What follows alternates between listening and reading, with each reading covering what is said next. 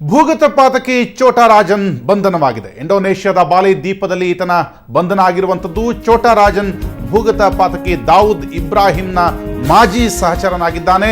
ಆಸ್ಟ್ರೇಲಿಯಾದ ಸಿಡ್ನಿಯಿಂದ ಬಾಲಿಗೆ ಆಗಮಿಸುತ್ತಿದ್ದಂಥ ವೇಳೆ ಈತನ ಬಂಧನ ಆಗಿದೆ ಎನ್ನುವಂಥ ಸುದ್ದಿ ಇದೀಗ ಬಂದಿರುವಂಥದ್ದು. ಇಂಡೋನೇಷ್ಯಾದ ಬಾಲಿಯಲ್ಲಿ ಛೋಟಾ ರಾಜನ್ನ ಬಂಧನವಾಗಿದೆ. ಹಲವಾರು ಪ್ರಕರಣಗಳಲ್ಲಿ ಭೂಗತವಾಗಿ ತನ್ನ ನೇರ ಕೈವಾಡವನ್ನು ಇರಿಸಿದಂತಹ ಛೋಟಾ ರಾಜನ್ ಮುಂಬೈ ಹಾಗೂ ಭಾರತದ ಬಹುತೇಕ ಪ್ರಮುಖ ನಗರಗಳ ಪೊಲೀಸರಿಗೆ ಬೇಕಾದಂತಹ ವ್ಯಕ್ತಿಯಾಗಿದ್ದಾನೆ ಮತ್ತು ಇತ್ತೀಚಿನ ಭೂಗತ ಚಟುವಟಿಕೆಗಳ ಪ್ರಮುಖ ವ್ಯಕ್ತಿಗಳಲ್ಲಿ ಒಬ್ಬನಾಗಿ ಈತ ಗುರುತಿಸಿಕೊಂಡಿದ್ದ. ಈಗಾಗಲೇ ಹಲವಾರು ಪ್ರಕರಣಗಳಲ್ಲಿ ಭಾರತದ ಹಲವು ಪೊಲೀಸ್ ಠಾಣೆಗಳಲ್ಲಿ ಈತನ ಮೇಲೆ ಕೇಸ್ ಕೂಡ ದಾಖಲಾಗಿರುವಂಥದ್ದು.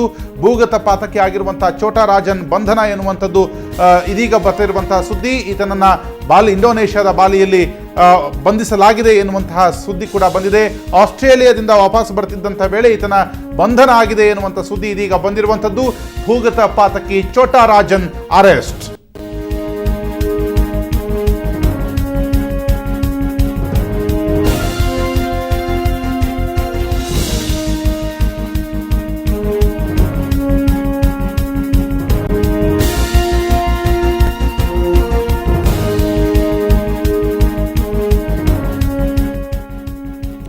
ಕುರಿತಾಗಿ ಮಾತಾಡೋದಕ್ಕೆ ಅಭಿಷೇಕ್ ಫೋನ್ ಸಂಪರ್ಕದಲ್ಲಿದ್ದಾರೆ. ಅಭಿಷೇಕ್, ಭೂಗತ ಪಾತಕಿ ಛೋಟಾ ರಾಜನ್ ಬಂಧನದ ಕುರಿತಾಗಿರುವಂತಹ ಡೀಟೇಲ್ಸ್. ಎಸ್ ರಾಘವೇಂದ್ರ, ಇಂಟರ್ಪೋಲ್ ಒಂದು ಮಾಹಿತಿಯ ಪ್ರಕಾರ ಇಂಡೋನೇಷ್ಯಾ ಪೊಲೀಸರು ಆತನನ್ನ ಛೋಟಾ ರಾಜನ್ ಅನ್ನ ಬಂಧಿಸಿರುವಂತದ್ದು. ಈ ಹಿಂದೆ ದಾವೂದ್ ಇಬ್ರಾಹಿಂನ ಒಂದು ಸಹಚರ ಆಗಿದ್ದ, ರೈಟ್ ಹ್ಯಾಂಡ್ ಆಗಿದ್ದ. ಈ ನಿಟ್ಟಿನಲ್ಲಿ ನಂತರ ಈತನೇ ಒಂದು ಗ್ಯಾಂಗ್ ಅನ್ನ ಕಟ್ಕೊಂಡು, ಈತನೇ ಒಂದು ತಂಡವನ್ನ ಕಟ್ಟಿಕೊಂಡು ರಿಮೋಟ್ ಡಾನ್ ಆಗಿ ಒಂದು ಕೆಲಸವನ್ನ ಮಾಡ್ತಾ ಇರುವಂತದ್ದು.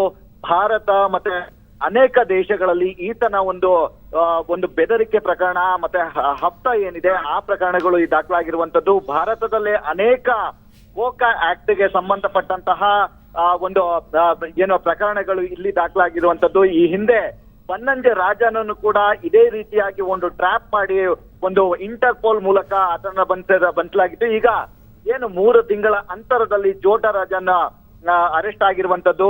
ಈಗ ಆಸ್ಟ್ರೇಲಿಯಾ ಪೊಲೀಸರು ತಮಗೆ ಬೇಕಾದಂತಹ ಒಂದು ಮಾಹಿತಿಯನ್ನ ಪಡ್ಕೊಂಡು ಅಲ್ಲಿದ್ದಂತಹ ಪ್ರಕರಣಗಳನ್ನ ಸಾಲ್ವ್ ಮಾಡಿ ಅದಾದ ಬಳಿಕ ಭಾರತಕ್ಕೆ ಆತನನ್ನ ಹಸ್ತಾಂತರಿಸುವಂತಹ ಒಂದು ಕ್ರಿಯೆ ನಡೆಯುತ್ತೆ.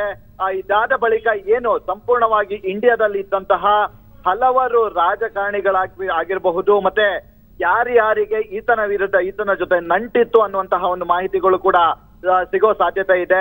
ಇದರಿಂದಾಗಿ ಒಂದು ಅರ್ಥದಲ್ಲಿ ದಾವೂದ್ ಇಬ್ರಾಹಿಂ ಏನಿದ್ದಾನೆ ಅವರಿಗೆ ಒಂದು ಹಿನ್ನಡೆ ಅಂತ ನಡುಕ ಹುಟ್ಟಿದೆ ಅಂತಾನೆ ಹೇಳ್ಬೋದು. ಯಾಕಂದ್ರೆ ಈ ರೀತಿಯಾಗಿ ಒಂದು ರಿಮೋಟ್ ಆಗಿ ವರ್ಕ್ ಮಾಡ್ತಾ ಇದ್ದಂತಹ ಡಾನ್ಗಳೆಲ್ಲ ಈಗ ಒಂದು ಸೆರೆಮನೆ ಹಿಂದೆ ಬರುವಂತಹ ವೇಳೆ ಅಂತಾನೆ ಹೇಳ್ಬೋದು. ಈಗಾಗಲೇ ಬೇಸಿಕ್ ವಿಚಾರಣೆ ಕೂಡ ನಡೀತಾ ಇದೆ ಅನ್ನುವಂತಹದ್ದು ಒಂದು ಮೂಲಗಳ ಮಾಹಿತಿಯಾಗಿದೆ ರಾಘವೇಂದ್ರ. ಎಸ್ ಅಭಿಷೇಕ್, ಈತನ ಬಂಧನದ ಚಟುವಟಿಕೆಯಲ್ಲಿ ಪಾಲ್ಗೊಂಡಂತಹ ಪೊಲೀಸರು ಅಂದ್ರೆ ಆಸ್ಟ್ರೇಲಿಯಾದವರು ಪ್ರಮುಖರಾಗಿದ್ರ ಅಥವಾ ಭಾರತದ ಸಹಕಾರದ ಮೇರೆಗೆ ಅಥವಾ ಇವರ ಕೋರಿಕೆ ಮೇರೆಗೆ ಅರೆಸ್ಟ್ ಆಗಿದ್ದ? ಈ ಒಂದು ಬಂಧನದ ಹಿಂದಿನ ಚಟುವಟಿಕೆಯನ್ನು ಹೇಳೋದಾದ್ರೆ?